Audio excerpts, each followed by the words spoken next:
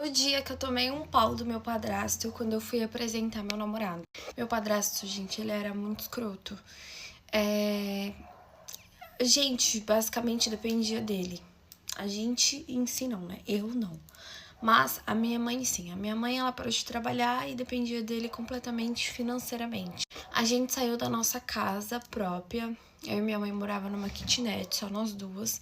A gente saiu da nossa casa própria pra ir morar de favor na casa dele. Sim, na casa da família dele, no quintal da família dele. E todo mundo ficava contra minha mãe, principalmente contra mim, gente. E eu, sim, eu era uma adolescente extremamente rebelde. Eu respondia a ele, eu xingava. Ele já veio pra cima de mim, eu revidava. Ele já quebrou várias coisas da casa, me xingava de tudo que vocês possam imaginar. E aí eu aquietei, porque eu comecei a namorar. Eu me apaixonei por um garoto. Na época eu tava com 17, ele tinha 20 anos e eu me apaixonei por ele. A minha mãe, ela conhecia ele de vista, ele tava dentro do carro uma vez, a minha mãe chegou da igreja e ele acabou dando um oizinho pra minha mãe. As coisas começaram a ficar séria e eu comecei a quietar de verdade, porque eu ia pra baile, eu saía, eu respondia meu padrasto, minha mãe, e eu comecei a quietar, gente, porque eu comecei a ficar com ele, então era da escola pra casa, da casa pra escola, arrumava a casa pra minha mãe, enfim, comecei a quietar meu rabo. E aí a minha mãe marcou em um domingo de conhecer o meu namorado, já tinha virado namoro, ele me pediu em namoro e minha mãe marcou, né, falou, chama ele pra vir almoçar aqui no domingo. E eu perguntei pra ela, você falou com o seu marido? Ela falou assim, não, ele tá de boa. E realmente, fazia umas 2, 3 semanas, um mês assim, que eu e o marido dela não tretava. Porque, como eu disse, eu estava de boa. Ele era insuportável. Ele escondia comida de mim, pra mim não comer. Uma vez, eu inventei de comer um pedaço do queijo que ele comprou. Meu Deus do céu, até hoje ele fala desse queijo. A minha mãe depois teve que fazer dívida, comprar mais de 3 queijos daquele pra dar pra ele. Mesmo assim, ele passou anos falando desse queijo, que eu comi o queijo dele, que eu era mal educada, que eu era mal criada, que a minha mãe passava a mão na minha cabeça, que eu fazia o que eu queria, tudo porque eu comi um queijo. E sempre foi assim, tá? A gente nunca se deu bem, principalmente porque ele escondia comida, ele comprava as coisas, ele tinha uma filha e ele comprava as coisas para essa filha dele que mal visitava ele.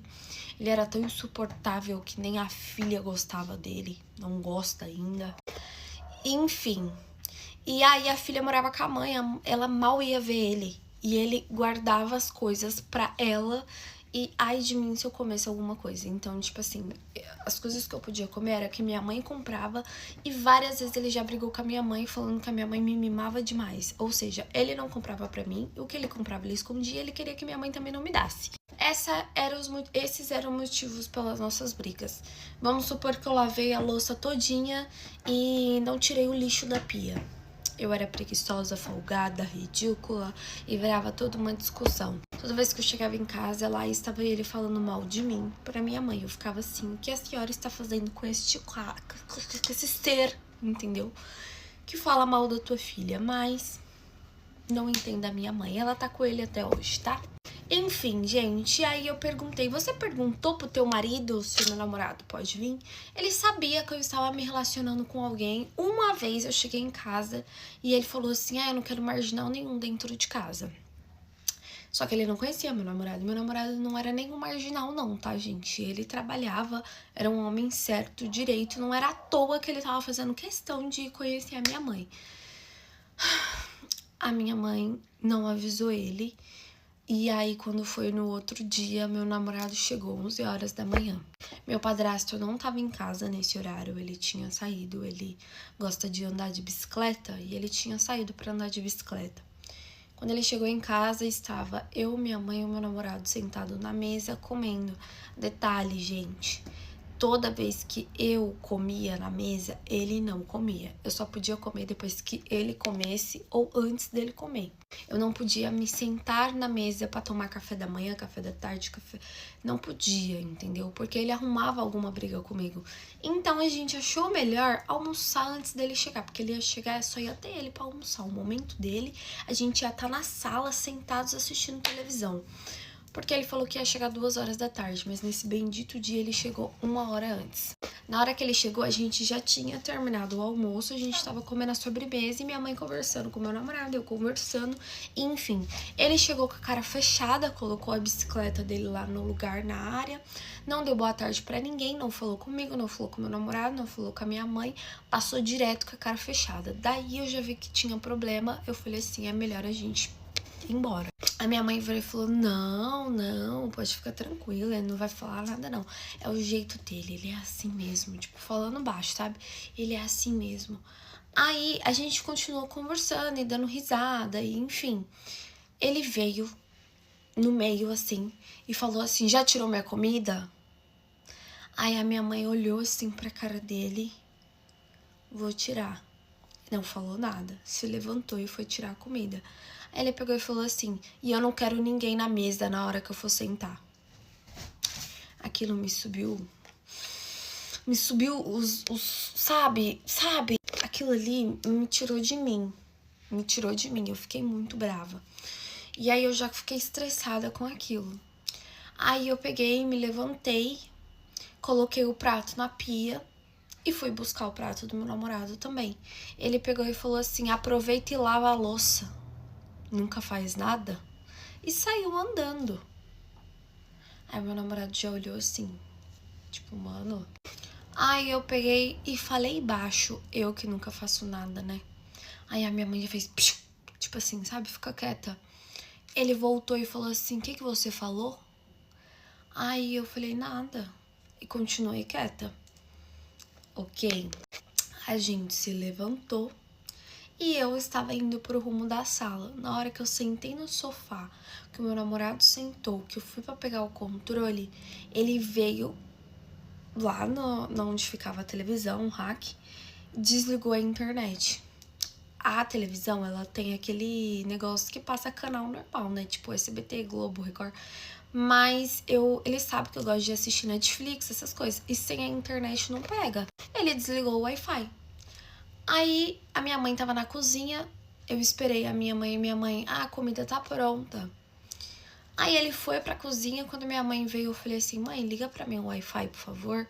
Aí ela, oxe, por que tá desligado? Aí ele gritou de lá da cozinha, eu que desliguei, é pra deixar desligado, quem paga a internet sou eu.